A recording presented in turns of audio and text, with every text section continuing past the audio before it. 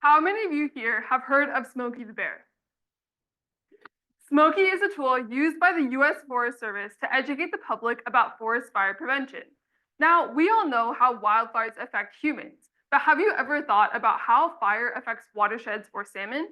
Over the last century, salmon populations have declined by 40% from their historic breeding range due to commercial fishing, habitat degradation, and the creation of dams. In tandem, wildfires have been increasing in severity, frequency, and intensity due to shorter snowpack seasons, historical fire suppression of cultural burns, and warmer temperatures. Wildfires are becoming uncharacteristic in Washington, which normally is a fire-driven state. There is extensive research on the biophysical effects of wildfires on salmon, but not on the social cultural, meaning the people inherently tied to this issue, such as the tribes of Washington, recreational fishers, managers and policymakers, and local homeowners. For this reason, I asked, how can various rights holders within forest and salmon management cross-collaborate to effectively manage these systems?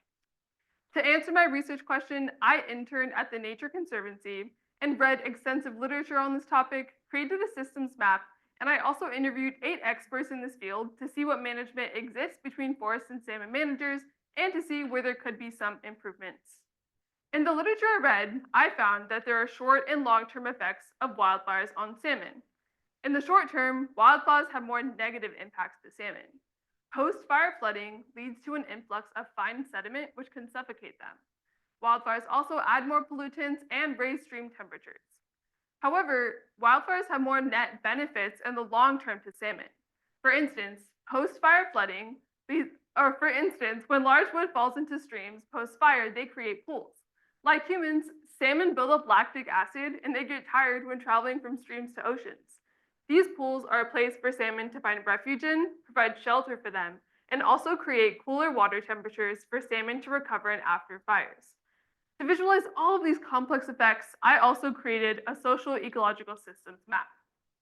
A social ecological systems framework determines how stressors and disturbances alter the stability of an ecosystem by incorporating how humans are also affected by these disturbances. This framework connects the biophysical effects to the social cultural effects. So I split my map down into 4 components: the resource system, resource users, resource unit, and the governance system.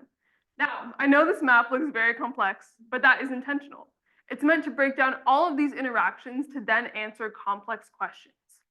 While interviewing salmon biologists, forest ecologists, tribal watershed managers, and professors on forestry, each person unanimously agreed there needs to be more communication between forest and salmon managers.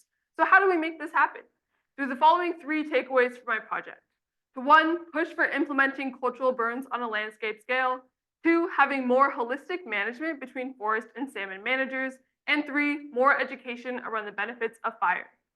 In an interview with a tribal forest ecologist, she stated, "It's not a matter of if a fire will occur, it's when." Cultural burns reduce ground level flora, so reintroducing them on a landscape scale gives agency back to tribes and also fosters benefits of wildfire on salmon. Because salmon face more negative impacts in the immediate post-fire stage, like sedimentation, there needs to be more communication between all rights holders. This could look like working groups, panels, or pushing for more funding for research in this field.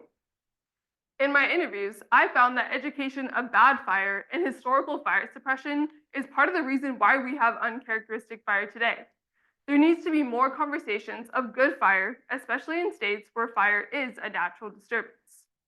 However, that being said, it is still essential to consider the human health and safety standpoint and how that is the top priority for forest managers. In my interviews, I found that the salmon managers could actually do more to meet the forest managers in the middle. Ultimately, salmon are an essential part of life to people in Washington, especially tribes, and deserve to live without human harm. According to a tribal watershed manager, she said, "Salmon have sustained our people for thousands of years. Without them, our people wouldn't have lived to today." So maybe instead of Smokey the Bear educating the public about forest fire prevention, he could educate us around how we can use fire as a tool to fight wildfire. More conversations around the benefits of fire can in turn benefit watersheds, salmon, and people. I would like to thank my site supervisors, Eileen and Michelle, my faculty advisor, Tim Billow, the TNC science team, my friends, family, and my Capstone cohort. Thank you.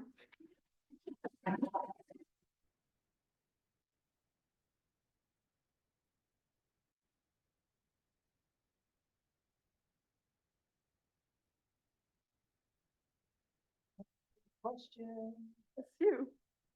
First of all, great job. That was really interesting, and Thank I'm you. just wondering if you could expand a little bit more on the benefits of the cultural burn. Yes, that is a great question. They asked, can you expand on the benefits of cultural burns on salmon? So, like I said, we know that wildfires impact salmon, whether it's going to be good or bad. So it's important to use that to our advantage. We can control when a fire is coming through rather than just waiting for uncharacteristic fire to happen. However, this is not a new concept, and tribes and indigenous peoples have been doing this for thousands of years. So the U.S. Forest Service needs to work with tribes to implement this on a larger scale. Thank you.